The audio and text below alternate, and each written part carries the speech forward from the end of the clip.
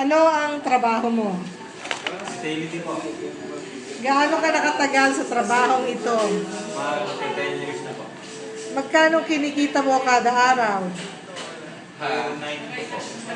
May mga benefits ka bang nakukuha dito? Ganito po.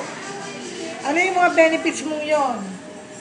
PhilHealth po, SSS, mag-ibig po. Paano mo hinahati-hati ang kita mo sa isang araw? Ano po? Paano mo hinahati-hati? Magkano sa ganito, sa ganyan? Paano mo ginagawang pagbabudget? Budget po. Ano po? Ilan sa pagkain, ilan sa kuryente, ilan sa damit, ganon.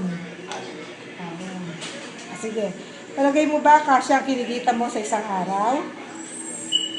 Nagkakasya lang po.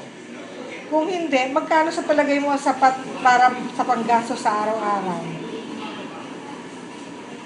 Yung magiging sapat sa pangangailangan ng pamilya sa buong araw, palagay mo magkano ang ini-aim mo na maging sahod mo Siguro po, mga 500 kada araw?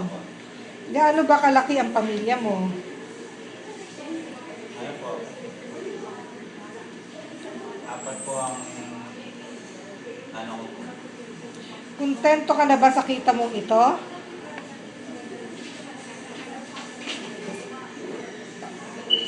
Kontento ka ba sa kita mo na ngayon? Sa ngayon, kontento ka na ba dyan sa kita mo? Opo. Wala ka bang balak humanap na ibang trabaho? Wala po. May overtime ka ba? Meron po. May bayad ba naman ang overtime mo? Meron po.